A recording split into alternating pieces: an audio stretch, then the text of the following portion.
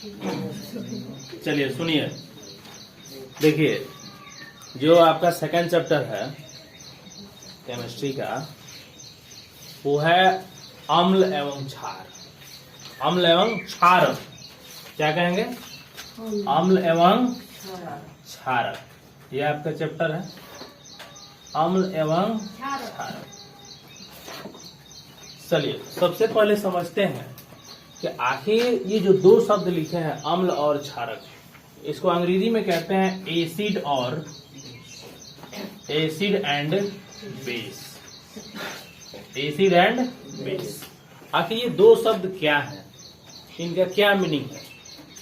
तो सीधा सीधा हम बात देखें यदि, तो जो अम्ल और क्षारक होते हैं ना, ये किसी पदार्थ के गुण होते हैं, किसी पदार्थ के गुण होते हैं। कौन सा गुण होता है? तो पदार्थ खट्टा है या कड़वा। किसी पदार्थ का खट्टा होना और कड़वा होना का जो गुण होता है, उस गुण का नाम होता है अम्ल एवं क्षार। सीधा सीधा आपको यही समझना है। खट्टा कहने का मतलब ये होता है, अंग्रेजी में बोलते हैं सावर, क्या सावर। अब कड़वा को बोलते हैं बीटर, क्या बीटर इन टेस्ट है, समझ में?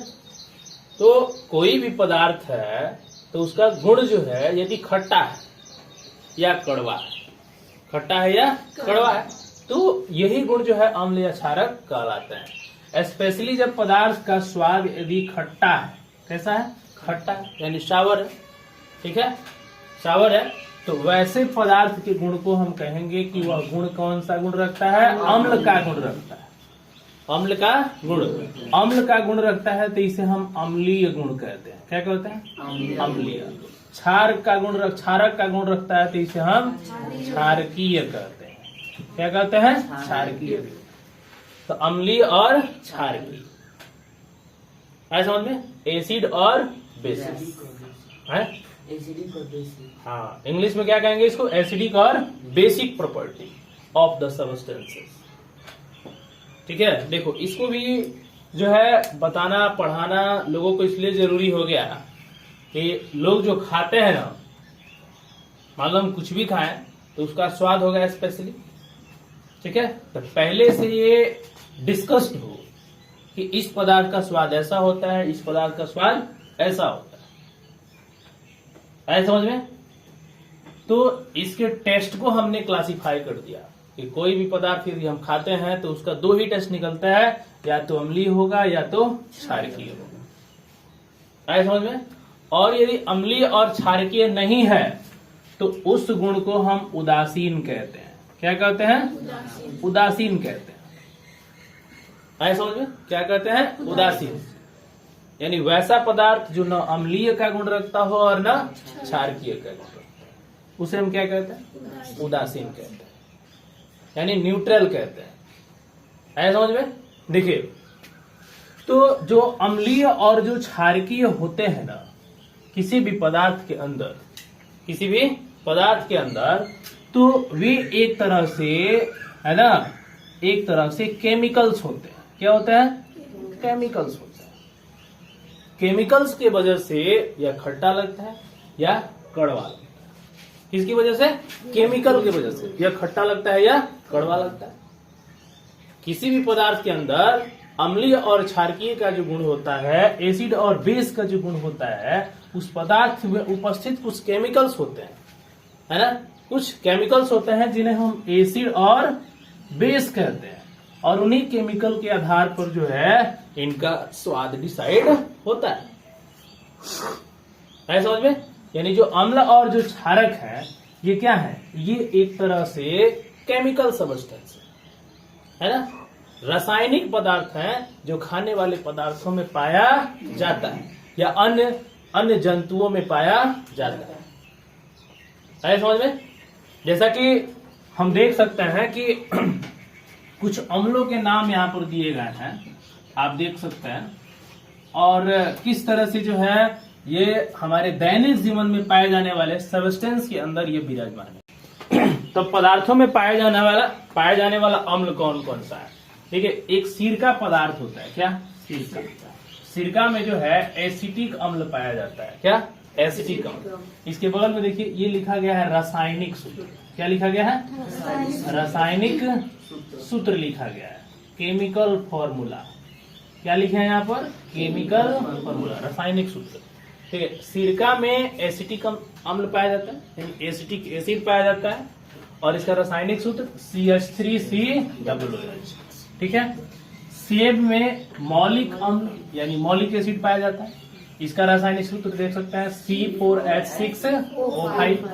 अंगूर को देख सकते हैं, अंगूर में टार्टेरिक अम्ल पाया जाता है, C4H6O6। इमली में टार्टेरिक अम्ल पाया जाता है, C4H6O6। नींबू, नींबू कहने का मतलब जो प्योर खट्टे पदार्थ होते हैं। क्या? खट्टे पदार्थ, जितने खट्टे पदार्थ होते हैं, है ना, खाने वाले खट्टे पदार्थ जो होंगे या खट्टे फल होंगे, उसमें जो है साइट्रिक अम्ल पाया जाता है। सिट्रिक एसिड, कौन सा? सिट्रिक एसिड पाया जाता है, C6H8O6। दूध में लैक्टिक अम्ल पाया जाता है, दूध कहो या दही कहो, क्या पाया जाता है इसमें? लैक्टिक अम्ल पाया जाता है। यानी लैक्टिक अम्ल कहने का मतलब C3H6O3। घास के अंदर बेंजोइक अम्ल पाया जाता है। क्या? बेंजोइक अम्ल, C7 बेंजोइक अम्ल, C7H6O2। सोडा वाटर में कार्बनिक अम्ल पाया जाता है, जिसे हम H2CO3 कहते हैं। चींटी के अंदर फार्मिक अम्ल पाया जाता है, HCOOH कहते हैं। फॉर्मिक एसिड क्या कहते हैं? इसी का एक दूसरा नाम होता है जिसको कहते हैं मेथेनोइक। क्या कहते हैं? मेथेनोइक अम्ल के नाम से जानते हैं, मेथेनोइक अम्ल। आए समझ में? मूत्र के अंदर यूरिक अम्ल पाया जाता है। तो इस तरह से हमारे दैनिक जीवन में ये पाए जाने वाले अम्ल हैं।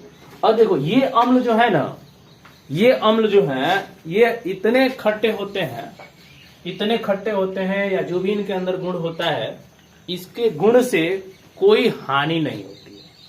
यदि हम इसको खाएं या हमारे शरीर को भी टच हो तो इससे कोई हानि नहीं होती। आया समझ में? इसलिए अम्लों को दो भागों में बांटा गया है। कितने भागों में? दो। इसलिए जो अम्ल हैं उनको दो भागों में बांटा गया है। कितने भागों में? दो भागों में बांटा गया है। यानी जो अम्ल होते हैं ना, उनको दो भागों में हमने बांटा है। एक होता है जिसको कहते हैं दुर्बल अम्ल। कौन सा? दुर्बल अम्ल। और एक होता है जिसे कहते हैं प्रबल अम्ल। यानी दो तरह के अम्ल पाए जाते हैं, दुर्बल अम्ल और प्रबल अम्ल। दुर्बल यानी इसको इंग्लिश में क्या कहते हैं? दुर्बल अम्ल को हम बोलते हैं इसको वीक एसिड। क्या बोलते हैं? Weak acid. और प्रबल अम्ल को क्या बोलते हैं? Strong acid. यानी दुर्बल अम्ल वे अम्ल होते हैं, वे अम्ल होते हैं जिनके अंदर जो अम्लीय गुण होता है ना, वो बहुत ही कम होता है, बहुत ही कम होता है, और इससे कोई भी जीव जंतु प्रभावित नहीं होता है। उसे अम्लीय गुण कहते हैं। तो जितना खाने वाले पदार्थ हैं या जो भी जानवर हैं, उनके अंदर पाया जाने वाला वो अम्ल जो होगा वो क्या होगा? दुर्बल अम्ल। तो जितना ये अम्ल आपको लिखा गया है ना, यह कौन सा अम्ल है? ये दुर्बल अम्ल है। कौन सा अम्ल है? दुर्बल अम्ल। तो दुर्बल अम्ल में जो है, दुर्बल अम्ल में कोई भी जो गुण होता है, अम्लीय गुण, यह जो है यह जीव जंतु को प्रभावित नहीं करता। ऐसा समझ में? लेकिन बात प्रबल अम्ल की करें तो प्रबल अम्ल जो होता है ना, यह पाया जाता है लेबोरेटरी के अंदर। लेबोरेटरी मतलब प्रयोगशाला में। यह आपको प्रयोगशाला में देखने को मिलेगा। क्यों? क्योंकि ये जो अम्ल होते हैं ना, काफी डेंजर होते हैं।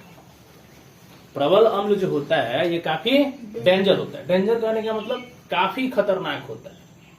यदि हमारे शरीर के त्वचा पर पड़ जाए तो वहां पे त्वचा क्या हो सकता है? जल सकता है। समझ में?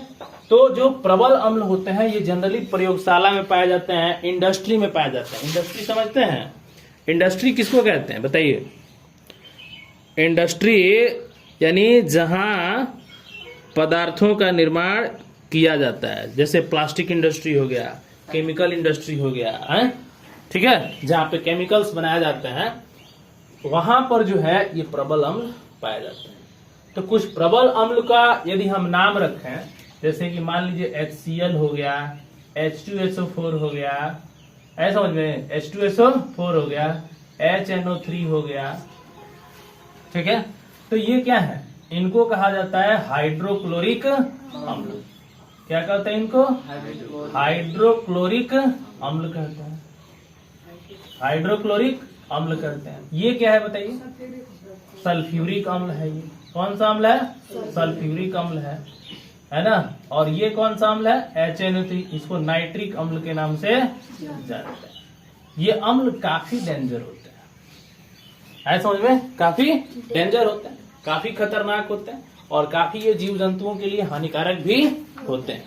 इसलिए जो है इनको हम प्रबल अम्ल के नाम से जानते हैं। तो अम्लों को दो भागों में बांटा गया है, दुर्बल अम्ल और प्रबल। दुर्बल अम्ल और प्रबल अम्ल के नाम से जो है हम इसको जानते हैं। तो आपको ये क्लियर हो गया कि अम्ल दो भागों में बांटा गया है, दुर्बल अम्ल और प्रबल अम्ल। और एक सबसे बड़ी बात यह है ना कि कोई भी अम्लीय पदार्थ होगा, कोई भी अम्लीय पदार्थ होगा या क्षारीय पदार्थ होगा, कौन सा पदार्थ होगा? क्षारीय पदार्थ होगा। तो ये जो अपना गुण है ना, गुण जो है अम्लीय पदार्थ या जो ये है, ये हमेशा जल में ही प्रदर्शित करते हैं। किसमें?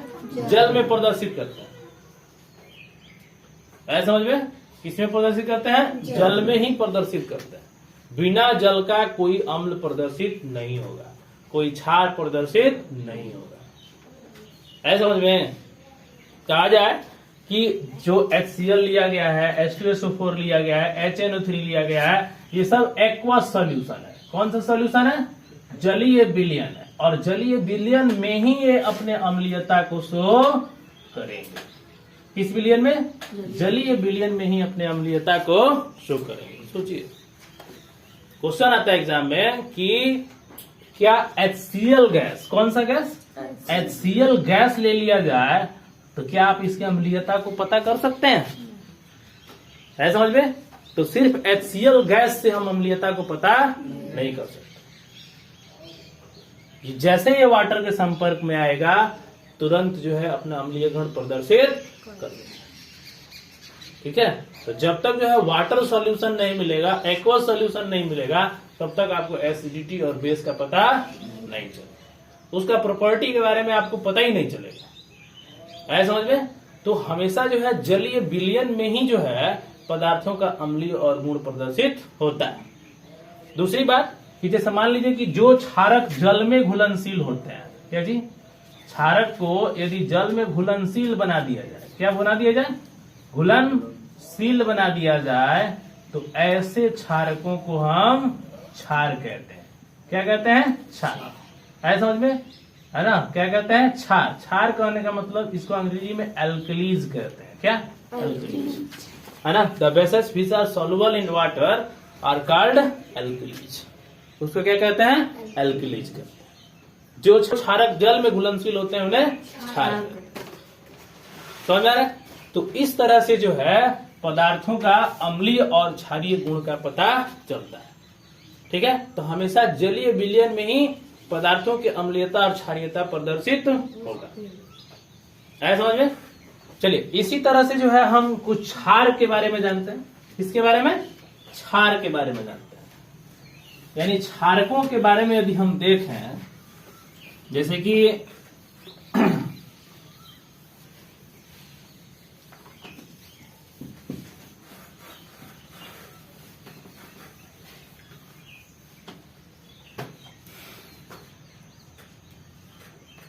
क्षारक, क्षारक जो है जल में घुलनशील होगा, इसे हम क्या कहेंगे? क्षार कहेंगे।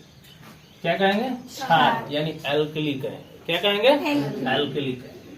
देखिए, जैसे मान लीजिए कि जो क्षारक होते हैं ना, ये भी दो तरह के होते हैं, एक दुर्बल होता है और एक प्रबल होता है। ऐसा समझ में? ये भी दुर्बल प्रबल होते हैं। ठीक है? अब यहाँ पर ये चीज देखना है, दुर्बल और प्रबल कहने का मतलब क्या हुआ कि दुर्बल में कौन आ जाएगा और प्रबल में कौन क्षार आ जाएगा। तो याद रखिए, दुर्बल क्षारक कौन होते हैं? तो NaOH। क्या? NaOH। इसी का दूसरा नाम क्या है? Caustic soda. क्या है? Caustic soda. आया समझ में? क्या कहते हैं इसको? कॉस्टिक सोडा के नाम से इसको जाना जाता है। किसके नाम से? कॉस्टिक सोडा के नाम से इसको जानते हैं, NaOH। याद रखिएगा।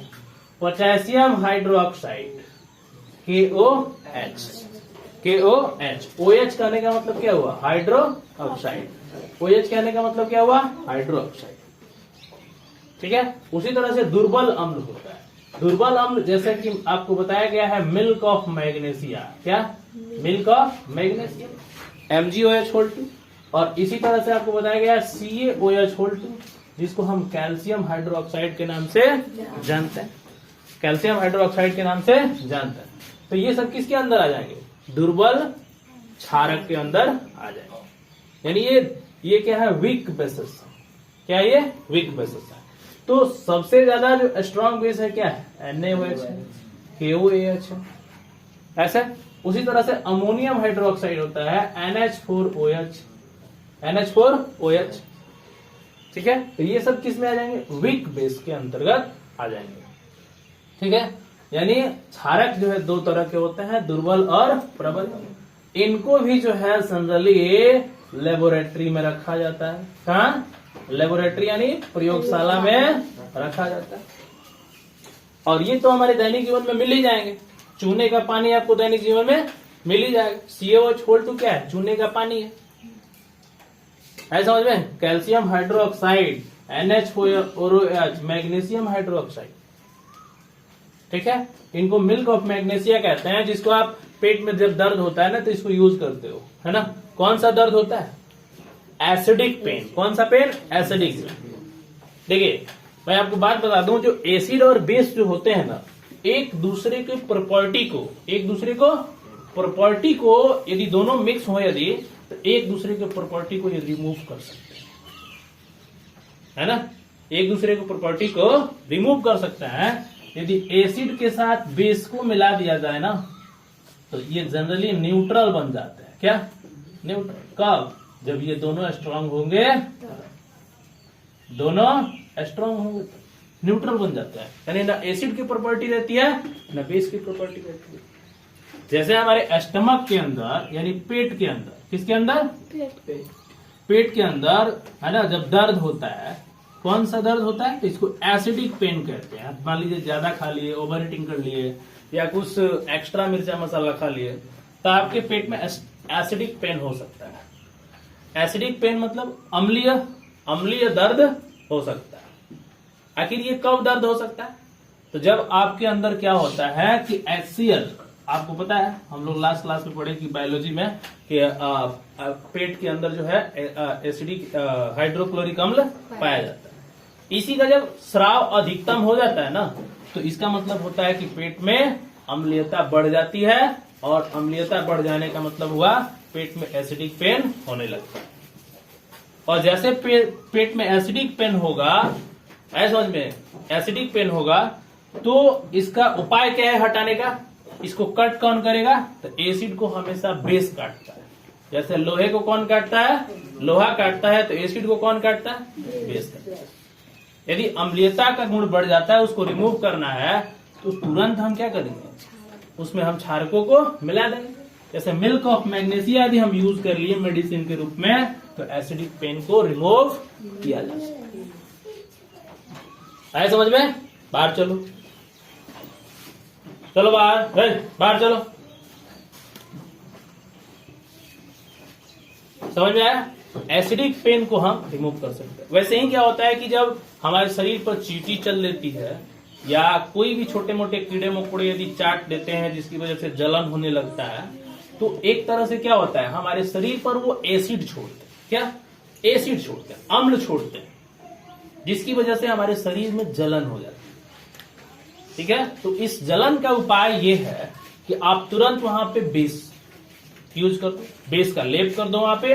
कुछ पल के बाद वो जलन क्या हो जाएगा? खत्म। ऐसा समझ में? और हमारे दैनिक जीवन में आने वाले बेस कहाँ मिलता है ना।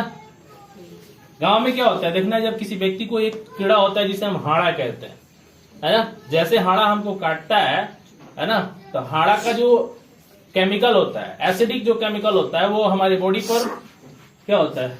पॉइंट आउट हो जाता है जिसकी वजह से वहां पे क्या हो जाता है, स्वेलिंग हो जाती है और वो काफी जो है दर्द भी होने लगता है, जलन होने लगता है। तो उस दौरान हम क्या करते हैं, गांव के लोग तुरंत क्या करते हैं, तुरंत जो है जो खैनी खाने वाले लोग होते हैं उनके पास जाते हैं और वहां से चूना मांगते हैं और तुरंत वहां पे लेप कर देते हैं। कुछ देर के बाद उसका स्वेलिंग क्या हो जाता है, खत्म हो जाता है। इसका मतलब क्या हुआ, हमने क्या लेप किया, CaOH होल्ट, है समझ में। और इस तरह से जो है CaOH होल्ट का लेप किया और जो है यह दर्द क्या हो गया, खत्म हो गया। तो हमारे दैनिक जीवन में एसिड और बेस का बड़ा ही योगदान है। आप जो है खाना खाते हो तो आपके मुंह से बास आने लगता है, यदि ब्रश नहीं करो तो क्या होने लगता है, बास आने लगता है। और दूसरी बात, ब्रश नहीं करने से जो भी फूड पार्टिकल्स होते हैं वो हमारे दांतों में क्या हो जाते हैं, चिपके रहते हैं, जिसका नतीजा ये होता है कि जहां भोजन होगा वहां कीड़े मकोड़े होंगे। तो हमारे दांत के अंदर क्या होता है, कीड़े मकोड़ों की संख्या यानी जो भी इंसेक्ट होते हैं वो प्रवेश कर जाते हैं और इसकी वजह से क्या होता है कि दांत का जो अम्लीयता होता है वो बढ़ जाता है, यानी एसिडिक कैरेक्टर जो होता है दांत का क्या होता है, बढ़ जाता है ना। और जिसकी वजह से दांत में रोग उत्पन्न हो जाता है, यानी दांत में पीला पड़ जाता है ना। तो ऐसा क्यों होता है, तो दांत में अम्लीय पदार्थों का क्या हो जाना, बढ़ जाना, जिसकी वजह से दांत क्या हो सकता है, क्षय हो सकता है, खराब हो सकता है समझ में। तो इसका उपाय क्या है, जब हमारे दांत का अम्लीयता बढ़ जाता है तो इसका उपाय यही है कि हम जो है कोई क्षार पदार्थ लेते हैं और दांत में लेप कर देते हैं, है ना। जैसे ज्यादातर हम टूथपेस्ट यूज करते हैं। टूथपेस्ट क्या है, एक तरह से क्षारीय सबस्टेंस है, बेसिक कैरेक्टर वाला सबस्टेंस है और तुरंत हम अपने उसको दांत में क्या करते हैं, लेप कर देते हैं, जिसकी वजह से अम्लीयता धीरे धीरे क्या हो जाती है, खत्म हो जाती है और दांत क्षय होने से भी क्या हो जाता है, बच जाता है। तो हमारे दैनिक जीवन में इसका काफी योगदान है, ठीक है, काफी जो है यूजेस में है। तो इस तरह से हम देख सकते हैं कि अम्ल और क्षार का जो प्रयोग है हमारे दैनिक जीवन में दिन प्रतिदिन ये होते रहता है, खट्टा कड़वा दिन प्रतिदिन ये होते रहता है समझ में। तो इस तरह से हमने देखा कि किस तरह से अम्लों को दो भागों में बांटा गया है, दुर्बल अम्ल और प्रबल अम्ल। किस तरह से क्षारक को दो भागों में बांटा गया है, दुर्बल क्षार और प्रबल क्षार। सबसे ज्यादा हानिकारक कौन होते हैं, प्रबल क्षारक इधर हानिकारक होगा और इधर प्रबल अम्ल हानिकारक होगा। जैसे आपने तेजाब का नाम सुना होगा, तेजाब को आप किस कैटेगरी में रखेंगे, तो तेजाब को आप रखेंगे अम्लीय कैटेगरी में। अम्लीय में भी किसमें, प्रबल में, है ना, क्योंकि जैसे भी वो देखते हैं ना जमीन पर जैसे भी गिरता है तो जमीन को क्या करता है, वो खदेड़ देता है पूरा, है। इसका मतलब उसमें एसिडिक कैरेक्टर क्या होता है, ज्यादा होता है, एसिडिक कैरेक्टर ज्यादा होता है। तो एक बात यही ध्यान में रखना है कि जितने भी अम्लीय पदार्थ, अम्लीय और जलीय गुण जो होता है प्रदर्शित होता है सब वाटर में, किसमें प्रदर्शित होता है, वाटर में प्रदर्शित होता है। किसमें प्रदर्शित होता है, वाटर में प्रदर्शित होता है। ये जितना HCl है, H2SO4 है, HNO3 है, सब लेबोरेटरी के अंदर जल में मिला करके, किसमें, जल में मिला करके, यानी एक्वस सोल्यूशन बना करके, यानी जलीय विलयन बना करके इसको जो है रखा जाता है समझ में। कहाँ रखा जाता है, जलीय विलयन बना करके इसको लेबोरेटरी में रखा जाता है, समझ में आया। तो इस तरह से हमने देखा कि अम्ल और ये गुण, अम्ल और जो क्षार है वो किस तरीके से हमारे दैनिक जीवन में उपलब्ध है, समझ में आया। चलिए दूसरा बात ये करते हैं कि जैसे मान लीजिए कि जब इस तरह का पदार्थों का गुण है, खट्टा होने का और ये कड़वा होने का और ये जो HCl है, H2SO4 है, ये काफी खतरनाक अम्ल है, काफी ये डेंजर अम्ल है जो मानव या जंतु को हानि क्या कर सकता है, पहुंचा सकता है ना। तो सबसे बड़ी बात ये होगी कि मान लीजिए कि कोई भी सॉल्यूशन रखा है, कोई भी विलयन रखा है, तो उसको हम पता कैसे लगाएंगे कि यह अम्लीय है कि जो है यह अम्लीयता गुण को बताता है या क्षारीयता गुण को बताता है, आखिर कैसे उस चीज को पता लगाएंगे। तो इसको पता लगाने के लिए जो है ना, इसको पता लगाने के लिए सूचकों का निर्माण हुआ। किसका निर्माण हुआ, सूचक, जिसे हम इंडिकेटर कहते हैं। क्या कहते हैं, इंडिकेटर कहते हैं, ठीक है। जिसको हम क्या कहते हैं, इंडिकेटर। कोई भी पदार्थ अम्लीय है या क्षारीय है, उसको पता लगाने के लिए किसका आविष्कार हुआ, इंडिकेटर का आविष्कार हुआ। आए समझ में? देखिए, कोई भी पदार्थ अम्ल है, क्षार है, तो आखिर ये कैसे पता चलेगा? मान लीजिए कि जब जलीय विलयन होता है ना, तो पता चलता है कि अम्ल और जो क्षार के जलीय विलयन है ना, वो जनरली एक ही जैसे नजर आते हैं। तो आखिर इस चीज को कैसे पता करेंगे कि जो है कोई जलीय विलयन अम्लीय है या क्षारीय? इस चीज को हम कैसे पता करें? तो इसको पता करने के लिए हमको क्या इस्तेमाल करना पड़ता है, इंडिकेटर। क्या इस्तेमाल करना पड़ता है, इंडिकेटर। आपको मैं छोटा सा एग्जांपल देता हूं। जब घर पर आप कपड़ा साफ करते हैं, साबुन यूज करते हैं, है ना? क्या यूज करते हैं, साबुन यूज करते हैं। और उस वक्त मान लीजिए कि कपड़े में हल्दी लगाओ, और उस पर जब आप साबुन यूज करते हैं तो उसका रंग कैसा हो जाता है? लाल हो जाता है। हाँ, वही कैसा रंग हो जाता है, लाल हो जाता है। इसका मतलब ये हुआ, है ना, कि हमारे दैनिक जीवन में कुछ ऐसे सब्सटेंस हैं, है ना, जिसका यूज यदि हम करें तो अम्लीयता और क्षारीयता के पता लगा सकते हैं। अम्लीयता और क्षारीयता का पता लगा सकते हैं। तो देखो, इंडिकेटर जनरली होता है ना, ये दो तरह के होते हैं। एक प्राकृतिक होता है, क्या जी, प्राकृतिक होता है, और एक कृत्रिम होता है। कैसा होता है? कृत्रिम कहने का मतलब हुआ आर्टिफिशियल, सिंथेटिक इंडिकेटर। क्या नाम है? सिंथेटिक। और ये हो गया नेचुरल इंडिकेटर। समझ में आ गया? Natural indicator. तो हमारे दैनिक जीवन में कुछ ऐसे पदार्थ हैं, है ना, जिससे हम किसी पदार्थ के विलयन का अम्लीयता और क्षारीयता होने का पता लगा सकते हैं। समझ में? अम्लीयता और क्षारीयता होने का पता लगा सकते हैं, प्राकृतिक और कृत्रिम। ठीक है, प्राकृतिक और कृत्रिम। सबसे पहले बात करते हैं प्राकृतिक के बारे में। तो प्राकृतिक के बारे में जो होता है ना, एक लिटमस पेपर होता है। कौन सा? Litmus paper. जनरली जो इसका कलर होता है ना, पर्पल होता है। कैसा होता है? Purple colour. सामान्य दशा में इसका कलर कैसा होता है? पर्पल होता है। लिटमस पत्र, किसकी बात कर रहे हैं हम लोग? लिटमस पत्र की बात कर रहे हैं। लिटमस पत्र की बात कर रहे हैं, समझ में? लिटमस पत्र की बात कर रहे हैं। ये लिटमस पत्र जनरली जो होता है ना, ये लाइकेन का बना होता है। किसका जी? लाइकेन, या कभी कभी इंग्लिश में लोग लीचेन पढ़ते हैं। ठीक है, लाइकेन का बना होता है। लाइकेन जो है किसका किसका मिश्रण होता है? तो लाइकेन जो है कवक और शैवाल। कौन जी? कवक और शैवाल से ये मिलकर के बनाया जाता है लाइकेन। और लाइकेन से क्या बनता है? लिटमस। और लिटमस पत्र का यूज कहाँ करते हैं? एक किसी भी पदार्थ का, किसी भी जलीय विलयन का एसिडिक और बेसिक कैरेक्टर को पता करने के लिए, यानी उसके अम्लीयता और क्षारीयता के गुण को बताने के लिए हम जो है लिटमस पेपर का यूज करते हैं। ऐसा समझ में? लिटमस पेपर जनरली मार्केट में दो तरह का मिलता है।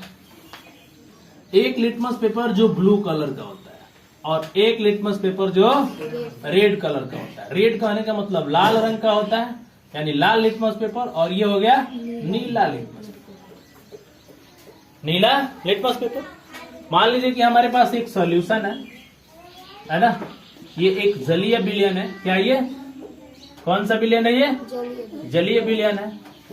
ठीक है, और इसी तरह से एक और जलीय विलयन हम ले लेते हैं। क्या ले लेते हैं? जलीय विलयन।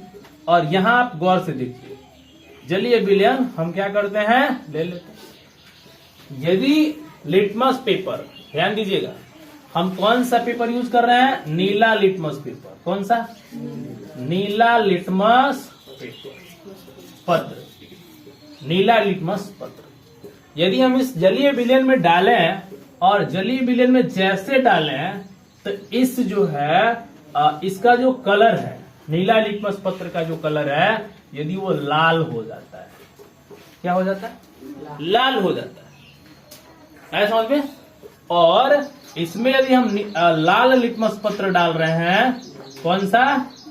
लाल लिटमस पत्र यदि हम डाल रहे हैं, और ये नीला हो जाए, आए समझ में, नीला हो जाए, तब हम जो है अब यहां पर हम एक पॉइंट आउट करेंगे। क्या पॉइंट आउट करेंगे? यदि हमने किसी जलीय विलयन में नीला लिटमस पत्र डाला और यदि वो लाल हो गया तो समझो कि यह विलयन कौन सा होगा? अम्लीय होगा, यानी एसिडिक हो। लाल हो गया तो क्या हो गया? एसिडिक, यानी खतरा। लाल किसका जो है संकेत होता है? खतरा का, है ना। यदि लाल हो गया तो समझ लो खतरा, और खतरा किसका संकेत है? तो अम्ल का। अम्ल खतरनाक सबस्टेंस होता है, प्रबल सबस्टेंस होता है समझ में। तो इस तरह से नीला लिटमस पत्र को यदि हम जलीय विलयन में डालें, यदि उसका गुण क्या पता चलेगा? अम्लीय। और जो लिटमस पत्र का कलर क्या हो जाएगा? लाल हो जाएगा। यदि लाल लिटमस पत्र को यदि हम किसी जलीय विलयन में डाल रहे हैं, यदि वो नीला हो जाता है, तब यह विलयन कैसा होगा? क्षारीय विलयन। समझ में। तो किस तरह से जो है हम प्राकृतिक यानी नेचुरल इंडिकेटर का प्रयोग जो है किसी जलीय विलयन के अम्लीयता और क्षारीयता के गुण को बताने में करते हैं। तो लिटमस पत्र एग्जाम में भी आता है क्वेश्चन, लिटमस पत्र किसे कहते हैं, किसका बना होता है, तथा क्या किस तरह से हम किसी जलीय विलयन की अम्लीयता और क्षारीयता का पता इससे लगाते हैं। समझ में। लेकिन अब एक बात बताइए, यदि यही लाल लिटमस पत्र को इस यदि विलयन में डाल दें तो कोई प्रभाव नहीं पड़ेगा। समझ में।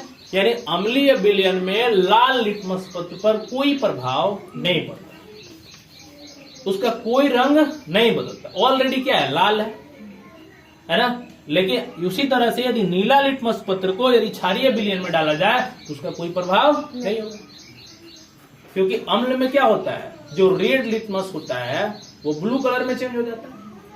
नहीं, अम्ल में क्या होता है? रेड लिटमस पेपर में कोई परिवर्तन नहीं होगा। लेकिन क्षार में यदि हम उसको डालें रेड को, तो किस में कन्वर्ट हो जाएगा? नीले में।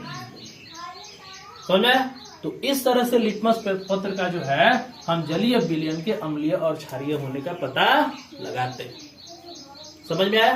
तो यह एक नेचुरल इंडिकेटर है। इसके अलावा हमारे दैनिक जीवन में और भी सबस्टेंस हैं, एसिडिक सबस्टेंस हैं, और भी इंडिकेटर्स हैं, है ना, जो सॉलिड फॉर्म में भी होते हैं, लिक्विड फॉर्म में भी होते हैं और गैसियस फॉर्म में भी होते हैं। समझ में। गैसियस फॉर्म में भी होते हैं। तो इसके लिए जो है और भी इसके अलावा हम इस्तेमाल कर सकते हैं, जैसे कि जिसे हम कहते हैं रेड कैबेज, लाल गोभी कहते हैं। समझ में। लाल गोभी का इस्तेमाल कर सकते हैं नेचुरल इंडिकेटर के रूप में। लौंग का तेल इस्तेमाल कर सकते हैं। जो गंध होता है ना, प्याज का गंध, उसका भी हम इस्तेमाल करते हैं। लौंग का तेल इस्तेमाल कर सकते हैं, प्याज का गंध, प्याज का जो टुकड़ा है उसका भी इस्तेमाल कर सकते हैं।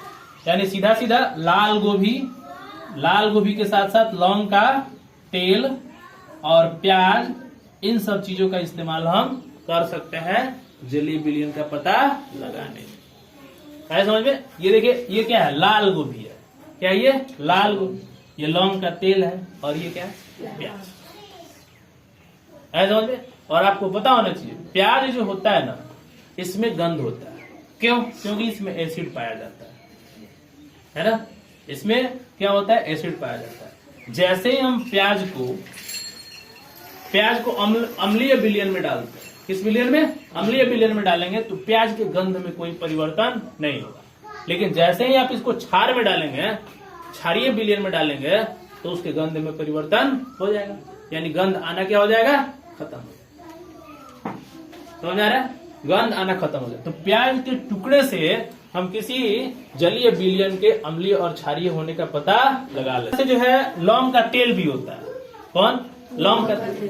तो देखिए, ध्यान से देखिएगा, प्याज जो है ना, प्याज का अम्ल में कोई प्रभाव नहीं पड़ेगा। लेकिन जो क्षार होगा ना, उसमें यह क्या हो जाएगा? अम्ल में कोई प्रभाव नहीं होगा, लेकिन क्षार में इसका गंध क्या हो जाता है? समाप्त हो जाता है। इसका गंध समाप्त हो जाता है। इसी का जस्ट विपरीत लौंग का तेल होता है। लौंग के तेल को यदि हम अम्लीय विलयन में डालते हैं ना, तो उसका जो गंध होता है वो क्या हो जाता है? खत्म हो जाता है। लेकिन जब इसको क्षारीय विलयन में डालेंगे ना तो इस पर कोई प्रभाव नहीं पड़ेगा। उसी तरह से रेड गैबेज की यदि हम बात करें तो ऑलरेडी रेड है और आपको पता होना चाहिए कि अम्ल में लाल में कोई परिवर्तन नहीं होता है। यानी रेड कैबेज जो होता है यह क्या करता है, अम्लीय विलयन में कोई परिवर्तन नहीं लाता है। अम्लीय विलयन में कोई परिवर्तन जो है नहीं लाता है। कौन नहीं लाता है? लाल गोभी। लेकिन पता है क्षारीय विलयन में क्या होता है, हरा हो जाता है। क्षारीय विलयन में यह क्या होता है, हरा हो जाता है। क्षारीय विलयन में यह हरा हो जाता है। तो लाल गोभी जो होता है इसका अम्लीय विलयन में कोई प्रभाव नहीं पड़ेगा, लेकिन क्षारीय विलयन में कैसा हो जाएगा, हरा हो जाएगा। समझ में? तो इसको ध्यान में रखिए उसी दर के बारे में। तो एक हो गया लाल गोभी, लौंग का तेल, प्याज, और दूसरा क्या हो गया, चुकंदर। चुकंदर किस कलर का होता है? बैगनी कलर का होता है चुकंदर। आए समझ में? तो बैगनी करने का मतलब क्या हुआ कि जैसे हम इसको अम्ल में डालेंगे ना तो अम्ल में इसका कोई परिवर्तन नहीं होगा। तो अम्ल में कोई परिवर्तन नहीं होगा, लेकिन क्षारीय विलयन में यह जो है पीले रंग का हो जाता है। जैसे इसको आप बेस में डालेंगे ना तो यह कैसा हो जाता है, पीला हो जाता है। या जैसे हम बेस में डालेंगे तो ये कैसा हो जाता है, पीला। यानी अम्लीय विलयन, क्षारीय विलयन में क्या हो जाता है, पीला हो जाता है, लेकिन अम्लीय विलयन में क्या होता है, कोई परिवर्तन नहीं होता है। अम्लीय विलयन में इसमें कोई परिवर्तन नहीं होता। तो इस तरह से आपको ये बात जो है याद रखना। यानी नेचुरल इंडिकेटर में मेन कौन सा है, लिटमस पेपर है। इसके बाद आपका लाल गोभी, लौंग का तेल, प्याज, है ना। ये देखो इसको पता है क्या बोलते हैं, जिसका गंध से अम्लीय और विलयन का पता लगाते हैं, है ना। किससे? गंध से। किससे? गंध से अम्लीय और विलयन का पता लगाते हैं, उसे हम गंधीय सूचक कहते हैं। क्या कहते हैं उसको? गंधीय सूचक। लौंग का तेल, प्याज, इसको जनरली हम गंधीय सूचक के नाम से जानते हैं। किसके नाम से जानते हैं? गंधीय सूचक के नाम से जानते हैं। यानी सूचक जो होता है ना, क्या होता है, गंधीय सूचक भी होता है। क्या? गंधीय सूचक। इसको अंग्रेजी में बोलता है ऑल्फैक्टरी इंडिकेटर। क्या बोलता है? ऑल्फैक्टरी इंडिकेटर जो होते हैं इसका प्रयोग हम गंध के आधार पर किसी विलयन के अम्लीय और क्षारीय होने का पता लगाते हैं। समझ में आ गया? अम्लीय और क्षारीय होने का पता लगा। किसके आधार पर? गंध के आधार। ठीक है। तो गंध के आधार पर कौन कौन आ जाएगा? लौंग का तेल आ जाएगा, प्याज आ जाएगा, एक वनीला होता है। क्या है? बाहर जा। क्या होता है? वनीला। एक वैनिला होता है और जो है इसमें भी जो है गंध होता है, और इसको भी अम्ल में डालिएगा ना तो कोई परिवर्तन नहीं होगा, है ना। लेकिन जैसे इसको क्षारीय विलयन में डालिएगा तो यह गंध क्या हो जाएगा, समाप्त। तो एक वनीला होता है। कौन जी? वनीला। देखिए चुकंदर तो इसके रंग परिवर्तन होता है, लेकिन वनीला में क्या परिवर्तन होता है? गंध परिवर्तन। तो गंध परिवर्तन वाला कौन कौन हो गया? लौंग का तेल हो गया, प्याज हो गया और वनीला। इनका गंध परिवर्तन होता है। समझ में? गंध परिवर्तन के आधार पर हम पता लगाते हैं कि यह किसी विलयन के अम्लीय और क्षारीयता का प्रदर्शित करते हैं, गुण प्रदर्शित करते हैं। तो इनको हम क्या कहते हैं? गंधीय सूचक। एग्जाम में आ जाएगा निम्न में गंधीय सूचक कौन है? तो प्याज, लौंग का तेल या वनीला। आए समझ में? और लाल गोभी और ये चुकंदर, ये कलर परिवर्तन करते हैं, रंग परिवर्तन। लिटमस पेपर रंग परिवर्तन करता है। ऐसा समझ में? लिटमस पेपर रंग परिवर्तन करता है। तो इस तरीके से हम अपने दैनिक जीवन में हम खुद जो है हम ये पता लगा सकते हैं कि कोई भी विलयन, कोई भी जलीय विलयन अम्लीय है या क्षारीय। अम्लीयता और क्षारीयता होने का पता लगा लेते हैं। ये बात समझ में आया? तो कोई भी पदार्थ का जलीय विलयन अम्लीय है या क्षारीय है उसके लिए हम सूचक का इस्तेमाल करते हैं। किसका इस्तेमाल करते हैं? सूचक का इस्तेमाल करते हैं। और सूचक में हम कौन सा सूचक पढ़ रहे हैं? प्राकृतिक सूचक। है समझ में? कृत्रिम भी सूचक होते हैं। कृत्रिम सूचक को जनरली 3 भागों में बांटा गया। कितने भागों में? 3 भागों में। एक है जिसको कहते हैं मिथाइल ऑरेंज। क्या कहते हैं जी? मिथाइल ऑरेंज के नाम से जानते हैं। किसके नाम से? मिथाइल ऑरेंज के नाम से जानते हैं। और एक जो होता है इसको बोलते हैं फिनोल्फथेलीन। क्या बोलते हैं? फिनोल्फथेलीन। फिनोल्फथेलीन है मिथाइल ऑरेंज और फिनोल्फथेलीन। ये दोनों कौन से सूचक हैं? इनको हम कहते हैं कृत्रिम सूचक। ये कौन से सूचक हैं? कृत्रिम सूचक, मिथाइल ऑरेंज और फिनॉल। इसको इंसानों ने बनाया है ना। तो कृत्रिम मेथड से किस तरह से हम जो है किसी जलीय विलयन के अम्लीय और क्षारीय होने का पता लगा सकते हैं। तो इस पर आपको ध्यान देना है कि मिथाइल ऑरेंज और फिनोल्फथालीन का होता है, इसका नेचुरल रंग कैसा होता है? नारंगी। कैसा होता है? नारंगी होता है। मिथाइल ऑरेंज जो होता है ये किस कलर का है? नारंगी। और जैसे इसको अम्लीय विलयन में डालेंगे, किसमें? अम्लीय विलयन में। किस विलयन में डालेंगे? अम्लीय विलयन में डालेंगे तो इसका रंग बदल के कैसा हो जाएगा? लाल। अम्लीय विलयन में हो गया। और ये किस में हो गया? क्षारीय विलयन। ये कौन सा रंग हो जाता है? पीला हो जाता है। तो ये आपको पॉइंट आउट करना है कि मिथाइल ऑरेंज नारंगी रंग का होता है और यह कृत्रिम सूचक है, सिंथेटिक इंडिकेटर है। और इसका इस्तेमाल यदि हम एक ऐसे सॉल्यूशन में करते हैं, एक्वस सॉल्यूशन में करते हैं, यदि इसका कलर रेड हो जाता है तो हम समझ जाएंगे कि ये एसिडिक सॉल्यूशन है, यानी जलीय विलयन है, अम्लीय विलयन है। और यदि इसका कलर यदि पीला हो जाता है तो हम ये समझ जाते हैं कि इसका विलयन कैसा है? क्षारीय। दूसरा क्या है? फिनोल्फथालीन। क्या है ये? फिनोल्फथालीन। फिनोल्फथालीन का कहानी ये है कि यह रंगहीन होता है। कैसा होता है ये? रंगहीन होता है। कैसा होता है? रंगहीन। फिनोल्फथालीन का एसिड में इसका कोई परिवर्तन नहीं होता, अम्लीय विलयन में इसका कोई परिवर्तन नहीं होता है। अम्लीय विलयन में कोई परिवर्तन नहीं होता है। अम्लीय विलयन में कोई परिवर्तन नहीं होता है। लेकिन वही विलयन क्षारीय हो ना, क्षारीय हो तो यह जो है गुलाबी हो जाता है। कैसा हो जाता है? ये प्रश्न पूछा जाता है। कौन सा रंग का हो जाता है? गुलाबी रंग। ठीक है। तो एक ये प्रश्न जो है पूछा जाने वाला है कि फिनोल्फथालीन जो है रंगहीन होता है, इसका अम्लीय विलयन में कोई प्रभाव नहीं पड़ता है।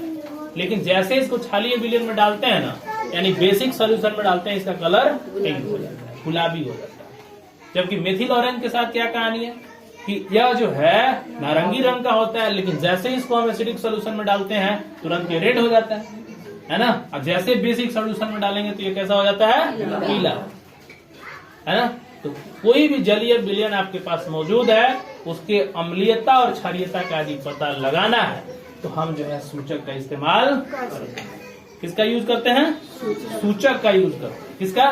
सूचक। समझ में आ रहा है? सूचक का इस्तेमाल करते हैं। तो कितने तरह के सूचक हम लोग पढ़े? कितने तरह के सूचक पढ़े? प्राकृतिक सूचक और कृत्रिम सूचक। प्राकृतिक सूचक में कौन कौन आ जाएगा? सबसे पहला लिटमस पत्र, लाल गोभी, लौंग का तेल, प्याज, वनीला, ये क्या होते हैं? गंधीय सूचक होते हैं। और दूसरा हमने क्या पढ़ा? कृत्रिम सूचक। कृत्रिम सूचक में कौन कौन आ जाएगा? मिथाइल ऑरेंज और फिनोल्फथालीन। है समझ में? लेकिन इससे तो हम ये चीज पता कर सकते हैं कि कोई भी जलीय विलयन अम्लीय है या क्षारीय। लेकिन कोई जलीय विलयन कितना अम्लीय है और कितना क्षारीय है, उसके स्ट्रॉन्गनेस का पता नहीं लगा। है समझ में? अब मान लो हमने जो है एक जलीय विलयन हमारे पास है और हमने उसमें जो है मिथाइल ऑरेंज डाल दिया और इसे पता कर लिया कि जो है यह क्या है? एक अम्लीय विलयन। लेकिन ये तो पता नहीं ना किया कितना अम्लीय है। समझ में? इसके स्ट्रॉन्गनेस का पता नहीं लगा। इसलिए है ना जो है अब इसके आगे जो है और भी तरीका अपनाया जाता है कि किस तरह से हम अम्लीय किसी जलीय विलयन के अम्लीयता के और क्षारीयता की प्रबलता का पता लगा। क्योंकि प्रबलता तो बहुत जरूरी है। प्रबलता नहीं पता चलेगा तो फिर हम उसका यूज नहीं ना कर पाएंगे। हो सकता है हमारे लिए खतरनाक हो जाए, है ना। हो सकता है कि हमारे लिए खतरनाक हो जाए। तो एक बात ये ध्यान में रखना है कि आर्हेनियस एक साइंटिस्ट थे जिन्होंने कहा था ना कि यदि आर्हेनियस ने बताया कि अम्ल को यदि आप जल में डाल दीजिएगा ना, किसमें? जल में डाल दीजिएगा, है ना, ये हाइड्रोजन गैस, क्या जी? Hydrogen ion. कौन सा आयन मिलेगा इसमें? हाइड्रोजन आयन, है ना। अम्ल को यदि जल में डाला जाए तो क्या मिलेगा? हाइड्रोजन। ठीक है। यदि क्षार को यदि हम जल में डाल रहे हैं तो इसमें भी मिलेगा हाइड्रोजन आयन। लेकिन एक चीज याद रखिएगा कि कोई भी अम्ल या क्षार है, अम्ल या क्षार है, जैसा कि हम यहाँ अभी लिखे थे NaOH लिखे थे, OH, HCl में क्या था, H था, ठीक है, HCl में H था। अब यहाँ पर जैसे हम इसको वाटर में डालेंगे ना, तो तुरंत इसमें से Na+ निकलेगा और OH- आयन निकलेगा, और HCl को जैसे जल में डालेंगे तो यहाँ से H+ निकलेगा और Cl- निकलेगा। तो आर्हेनियस ने ये बात बताया कि यदि अम्ल और क्षार को जलीय विलयन में डालते हैं, है ना, तो अम्ल क्या करता है, जलीय विलयन में घुलकर क्या देता है, हाइड्रोजन आयन। क्या आयन देता है, हाइड्रोजन आयन, हाइड्रोजन आयन देता है। जबकि क्षार जो है जलीय विलयन में घुलकर क्या देता है, हाइड्रो ऑक्साइड आयन देता है, हाइड्रो ऑक्साइड आयन देता है। तो यही चीज याद रखना, यदि हाइड्रो ऑक्साइड आयन दे रहा है तो विलयन कौन सा होगा, क्षारीय होगा, है ना। और यदि H+ आयन दे रहा है तो वह विलयन कौन सा होगा, अम्लीय होगा। समझ में आ रहा है, वो विलयन कौन सा होगा, अम्लीय होगा। तो अम्लीय विलयन और क्षारीय विलयन, आर्हेनियस ने यह बात बताया कि अम्ल और क्षार जल में घुल करके हाइड्रोजन आयन या हाइड्रो ऑक्साइड आयन देते हैं। समझ में आ गया। अम्ल क्षार में घुलेगा तो कौन सा आयन देगा, हाइड्रोजन। हाइड्रोजन आयन की संख्या उसमें क्या होगी, ज्यादा। क्षार जल में घुलेगा तो कौन सा आयन देगा, हाइड्रो ऑक्साइड आयन। तो याद रखिएगा, किसी भी क्षारीय विलयन हो चाहे अम्लीय विलयन हो, तो उसके केमिकल फॉर्मूला से हम पता लगा सकते हैं वो अम्लीय है या क्षारीय। अब मान लो कि OH रहेगा तब ना OH देगा, है, जैसे NaOH में OH है तो इसको जल में डालोगे तो OH देगा, तो ये क्या बन गया, क्षारीय। यदि HCl है तो इसमें H है, वाटर में डालोगे तो क्या देगा, हाइड्रोजन आयन देगा। ऐसा समझ में। तो इसी से हम पता लगाते हैं कि किसमें हाइड्रोजन आयन की कंसंट्रेशन सबसे ज्यादा होती है। तो इतना तो ये बता दिया आर्हेनियस कि जो है ये जल में घुल करके हाइड्रोजन आयन देते हैं, लेकिन फिर भी ये क्लियर नहीं हो पाया कि किसमें हाइड्रोजन आयन की संख्या ज्यादा है, किसमें OH- आयन की संख्या ज्यादा है। ऐसा समझ में। तो सिर्फ इतना तक ही सीमित नहीं रहा किसी अम्लीय और जलीय विलयन को पता लगाने का, है ना। इसके बाद से आया pH स्केल। क्या आया, pH स्केल, ठीक है, जिसको हम यूनिवर्सल इंडिकेटर कहते हैं। क्या, यूनिवर्सल इंडिकेटर कहते हैं। और इसका प्रयोग स्पेशली हाइड्रोजन की शक्ति को मापने के लिए किया। किसी भी अम्लीय या क्षारीय विलयन में हाइड्रोजन की शक्ति को मेजर करने के लिए जो है pH स्केल का प्रयोग किया है। समझ में। pH कहने का मतलब क्या होता है, प्रोटेन्स ऑफ हाइड्रोजन। समझ में आ रहा है, प्रोटेन्स ऑफ हाइड्रोजन यानी हाइड्रोजन की शक्ति, ठीक है। तो इसके बारे में हम लोग कल चर्चा करेंगे। आपको जो है बुक रीडिंग करके आना है, कल पूछताछ करेंगे। इससे पहले